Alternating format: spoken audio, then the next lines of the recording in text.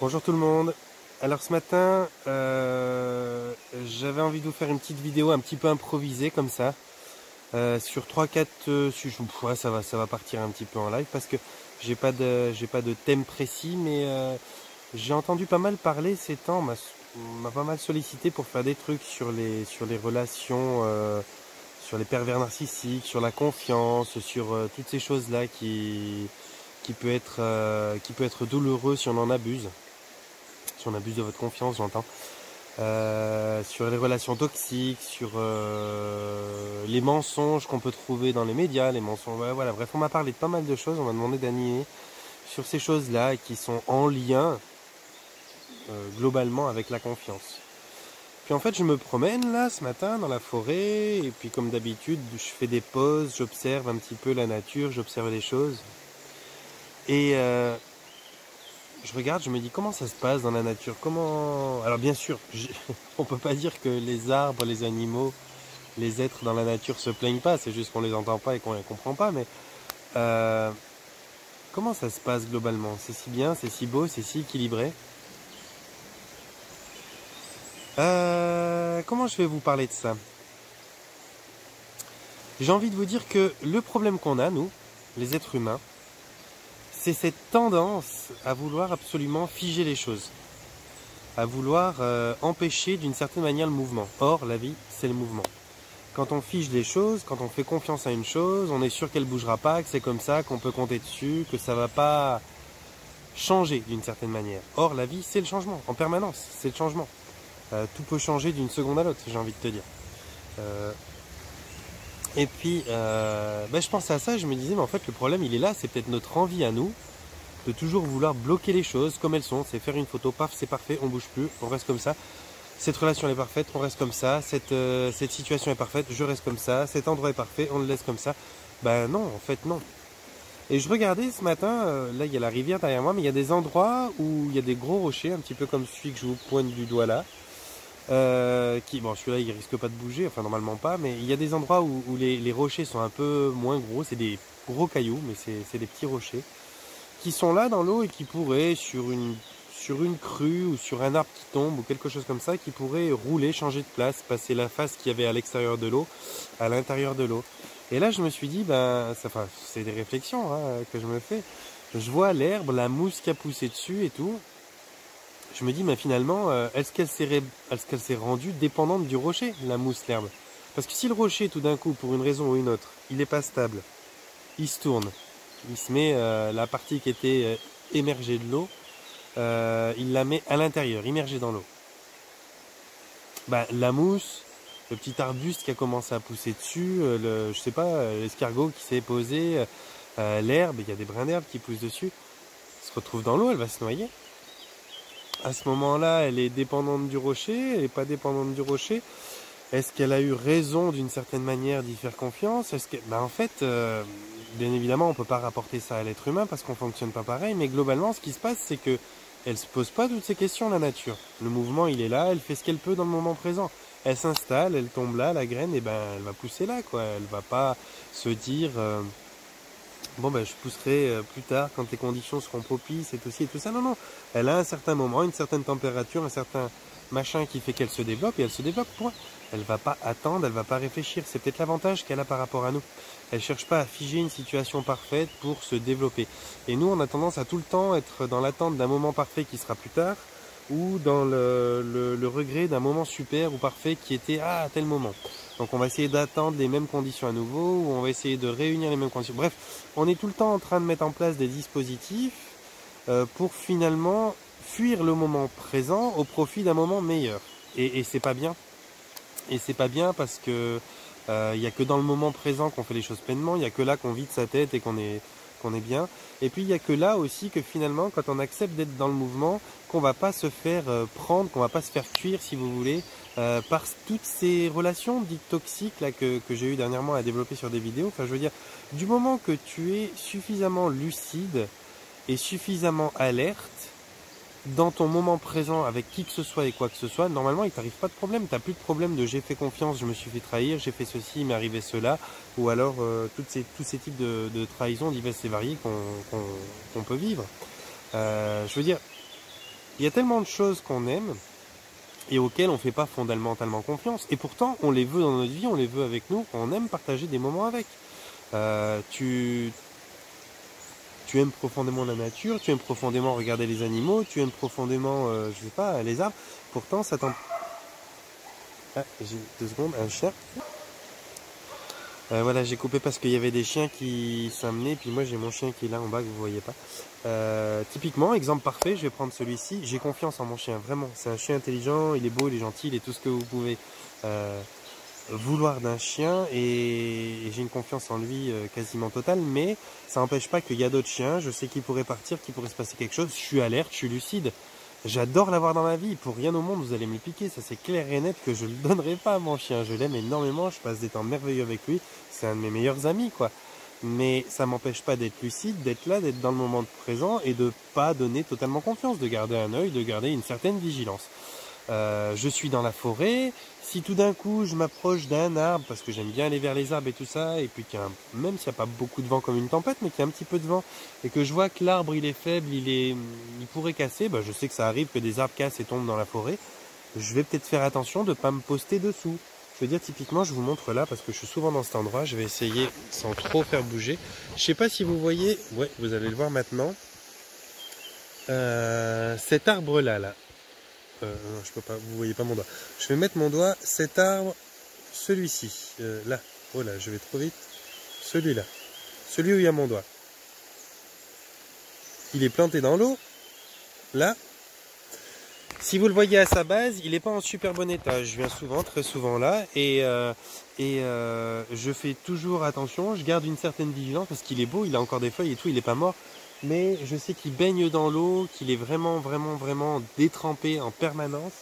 Il y a d'autres souches qui sont tombées dessus. Enfin, il y a pas mal de choses qui fait qu'il pourrait être fragile. C'est un arbre qui fait des tonnes et s'il me tombait dessus, ben, c'est cuit pour moi.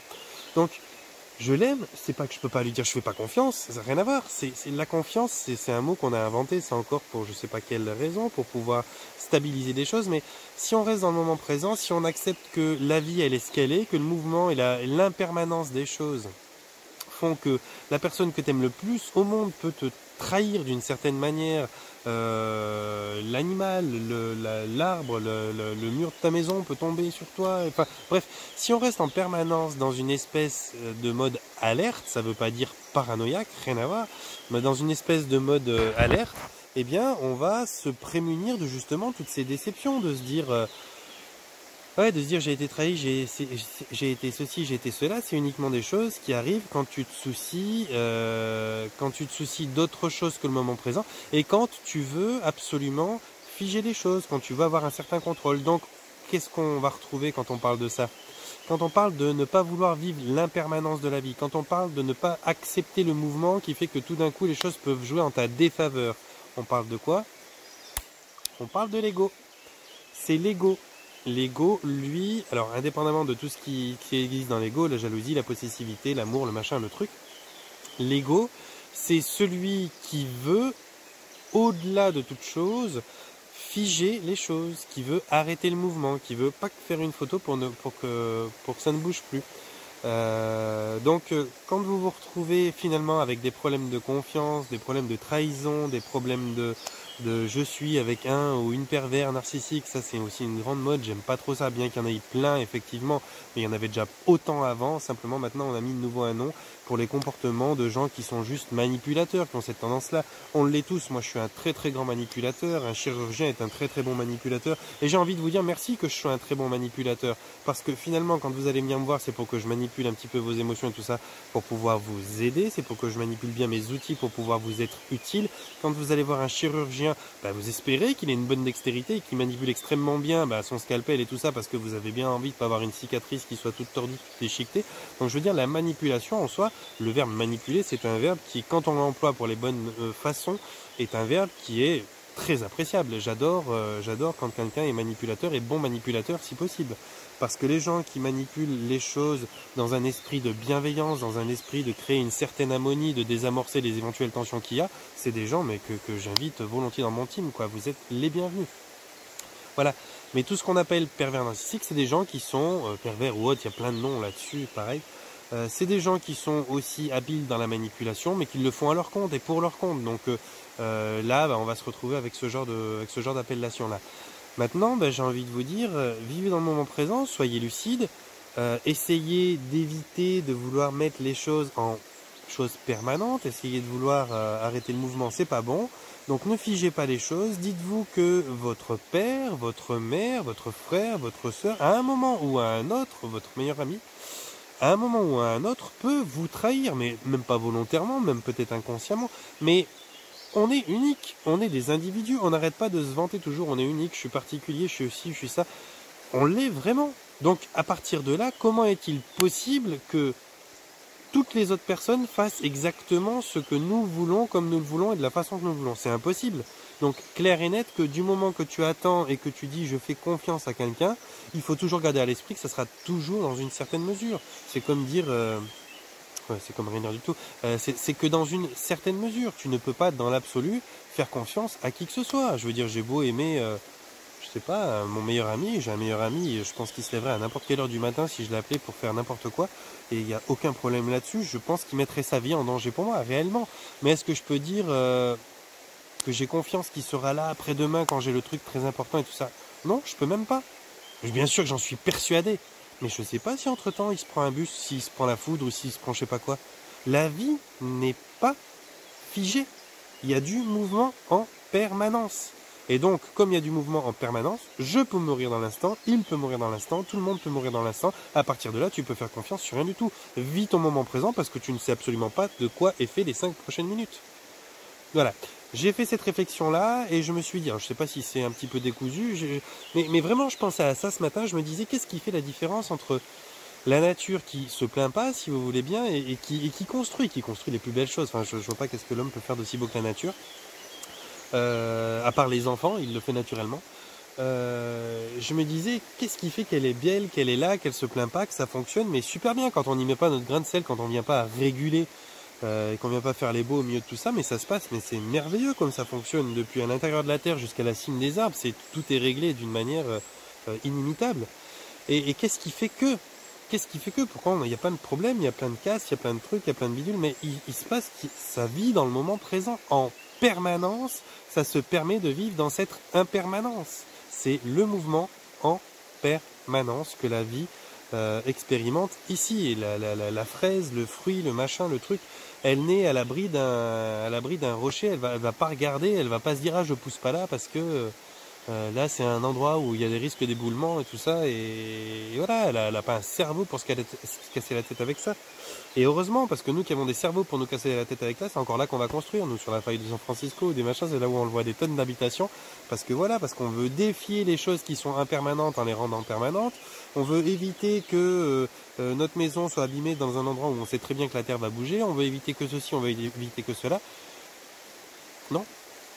Alors, dans une certaine mesure, on doit bien sûr construire des maisons pour vivre, on espère qu'elles vont tenir plus d'un jour, c'est pas la question, je dis pas que, mais dans vos relations, finalement, là où il y a tous les problèmes, quand je fais le lien avec tout ça, c'est ma réflexion, hein, bien sûr, hein, ça m'engage moi, mais ma réflexion, c'est que finalement, voilà, encore une fois, et c'est souvent la réponse, dans beaucoup de pensées, dans beaucoup de philosophies, ça vient souvent la réponse, le moment présent. Je crois que c'est le médicament par excellence, le moment présent. Il y a pas meilleur pour vivre au mieux, quoi. Je veux dire que tu as un cancer en stade terminal, comme on dit, que tu es, je sais pas, le risque que le volcan qui pète là-bas, il vienne te cramer d'ici quelques heures, ou que tu aies quoi que ce soit comme problème, si tu es dans l'instant présent et que tu regardes ce qui se passe devant toi, en général, ça se passe toujours bien. Ça peut paraître dingue, mais voilà. Le moment présent reste souvent la bonne réponse. Et j'ai envie de te dire, le moment présent, non pas pour pas regarder ce qui se passe sur ta route si tu es en train de conduire, on est bien d'accord, mais tu dois être concentré dans le présent quand même, mais on est bien d'accord qu'il faut prendre un petit peu d'avance et puis être un petit peu prévoyant. Mais le fait de ne pas chercher à figer les choses, le fait de ne pas chercher à faire des choses qui ne bougeront pas, de ne pas rendre les choses immobiles, ce serait quand même une bonne chose, et d'accepter ça, d'accepter juste ce paramètre-là, que la vie est en mouvement, que la vie n'est pas permanente, et que la vie peut faire changer d'opinion, d'avis et de caractère un ami, une personne en qui tu as pleinement confiance, ou qu'elle peut te l'enlever du jour au lendemain, ou qu'elle peut te faire parler de toi, bah, c'est quelque chose qui est une évidence et qui est impossible à contredire. Donc du moment que tu veux bien accepter ce paramètre-là, qui est la base de la vie quand même, pour mourir il suffit d'être vivant hein, à la base. Donc la base de la vie c'est de risquer sa mort à chaque instant. Quand tu pars de ce principe-là et que tu cherches pas en permanence à figer telle confiance, telle situation, tel machin, tel truc, tel bidule, et que tu te permets de vivre l'instant présent au maximum bien sûr, dans les situations où tu le peux, ou en tout cas dans le reste de ta vie, dans tes relations principalement, normalement tu devrais voir que les choses se passent d'autant mieux. Voilà, c'était ma réflexion du matin. Tout ça en regardant quelques brindilles d'herbe qui ont poussé sur le dessus d'un rocher qui est ça au-dessus de l'eau, puis ça dans l'eau, dans le fond de la rivière. Et je me suis dit, ben, si ce rocher il roulait parce qu'un autre lui tape dessus ou qu'il y a un peu de courant, ben, l'herbe qui a mis sa vie en jeu là et qui pousse ici, qui a installé sa petite famille sur ce petit bout qui dépasse là, bah finalement elle est morte quoi. Je dis, mais elle a fait ça parce que justement elle n'a pas la faculté de se poser des questions sur qu'est-ce qui se passe plus tard. Et la nature n'a pas forcément cette faculté d'intelligence. Par contre elle a la conscience. Elle a beaucoup plus de conscience que nous on a, et donc la conscience peut-être aussi de ne pas mourir, d'être éphémère, d'être transformable, d'être recyclable, d'être juste dans un changement de forme perpétuel. La graine microscopique devient un arbre sur lequel j'attache mon téléphone tout de suite pour me filmer, deviendra peut-être plus tard des planches ou je sais pas quoi pour fabriquer une maison ou un pont ou faire un feu. Mais la vie et la conscience qui est à l'intérieur, elle n'est pas figée à cette matière, comme ma conscience n'est pas figée à ma matière. Et je pense que l'arbre il s'inquiète pas de son corps comme moi je m'inquiète du mien. Et c'est peut-être ça qui fait la différence. Parce que tu fasses comme tu veux, quoi. Au bout d'un moment, la seule chose que tu as peur et où tu mets ta confiance en jeu, où tu mets tes relations en jeu et tout, c'est par rapport à ton corps, à ta peur de souffrir. Si tu n'avais pas de corps, si tu n'avais pas peur de souffrir, si tu étais à l'état subtil comme un fantôme, franchement, tu t'en foutrais de la confiance avec qui que ce soit. Personne ne pourrait te faire de mal quelque part. Donc je pense que voilà. Reste dans l'instant présent, comprends bien que tu n'es pas qu'un corps, tu es un pilote à l'intérieur du corps qu'on appelle une âme. Cette âme, elle est vraiment pas palpable, elle n'est pas détériorable, elle n'est pas dégradable, elle est juste dans un changement d'endroit permanent, elle peut se déplacer, elle peut incarner de la matière, elle peut se désincarner de la matière. Et ma réflexion de ce matin, c'était voilà, peut-être que toutes ces choses, tous ces mots MAUX, le manque de confiance, la trahison, les pervers, les relations toxiques, les machins trucs, c'est lié au fait que nous, les êtres humains, par notre intelligence, voulons rendre les choses de la vie qui sont des choses impermanentes et tout le temps dans le mouvement, on veut les rendre immobiles et permanentes. Il est là notre gros problème. Réfléchissez un petit peu à ça, voyez ce que ça vous donne. Faites-moi des commentaires si ça vous parle et si vous avez envie que je développe un petit peu plus. En attendant, moi je suis... Ouais, ça m'a rendu tout dynamique de ça ce matin. En regardant mon caillou, je me disais, mais ouais, la réponse elle est là. Observez la nature, il y a beaucoup de réponses dans la nature. Voilà, je vous envoie en attendant un panier de bisous, parce que j'ai toujours mes paniers de bisous à vous envoyer. Si vous venez vous promener dans des coins comme cela, profitez parce que malheureusement il y a encore des gens qui viennent tondre un peu les bords des chemins, mais il y a énormément de fraises, des bois, elles sont super bonnes. Pour tous ceux qui sont des inquiets, des anxieux de la vie et qui croient que les pipis de renard, les machins, les trucs, ça met des bactéries sur les fraises et qu'on peut pas les manger. Non, je vous rassure, c'est que les cacas. Donc le caca en général, il reste au pied de la fraise, vous le verriez. Mangez, abusez de ces fraises, elles sont très très bonnes, c'est bon pour votre santé, c'est produit par la nature, vous récupérez un petit peu de ce qu'elle produit pour vous. Il y a un échange, il y a une interaction. Si en plus vous êtes pieds nus là au milieu, bah, c'est super. Essayez de le faire. Vraiment, vous allez pouvoir, d'être pieds nus dans la nature, ça va être de pouvoir vous recharger d'énergie tellurique. Je montre l'exemple, hein, je suis pieds nus.